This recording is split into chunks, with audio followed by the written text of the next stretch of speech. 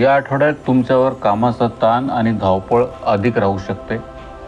आठवड्याच्या सुरुवातीलाच घर आणि कामाच्या ठिकाणच्या काही समस्या सोडवण्यासाठी जास्त प्रयत्न करावे लागतील. एखादा खोटा आरोप किंवा जवळच्या व्यक्तीचे कठोर बोलणे मनाला लागण्याची शक्यता आहे. नोकरी करणाऱ्यांसाठी आठवड्याचा पूर्वार्ध काहीसा आव्हानात्मक राहू शकतो.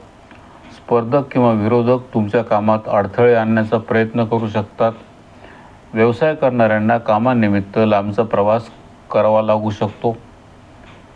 बाजारातील आपली पत टिकवण्यासाठी अधिक मेहनत घ्यावी लागेल. मंदीची परिस्थिती सुरुवातीला चिंता वाढवेल, पण आठवड्याच्या उत्तरार्धात हळूहळू सुधारणा दिसू लागतील.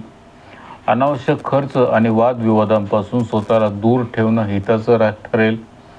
संतान किंवा आरोग्यासंबंधित बाबींकडे दुर्लक्ष करू नका. प्रेमसंबंधात संयम आणि विचारपूर्वक पावले उचलणे आवश्यक राहतील. जीवनसाथीच्या भावनांचा आदर केल्यास आठवड्याचा शेवट अधिक सुखद होईल.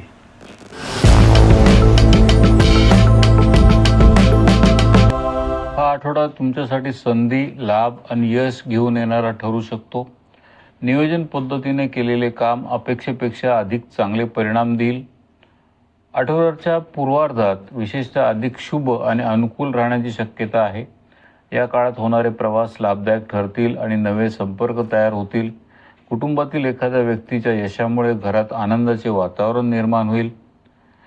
जवळच्या मित्रांचा सहकार्याचा हात सतत तुमच्या पाठीशी राहील.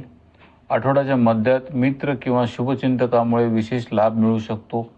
मालमत्ता किंवा संपत्तीशी संबंधित कामामध्ये अपेक्षित प्रगती होण्याची शक्यता आहे. संवादाच्या माध्यमातून जुने मतभेद किंवा वाद मिटवण्यात यश मिळू शकते. उत्तरार्धात आरोग्याच्या बाबतीत थोडी काळजी घेणे आवश्यक राहील. पैशाच्या व्यवहारात सावधगिरी बाळगा आणि अनावश्यक आर्थिक जबाबदाऱ्या टाळा. प्रेमसंबंध आणि मॅरेज जीवनामध्ये सुसंवाद टिकून राहिल्यास मन समाधानात राहील.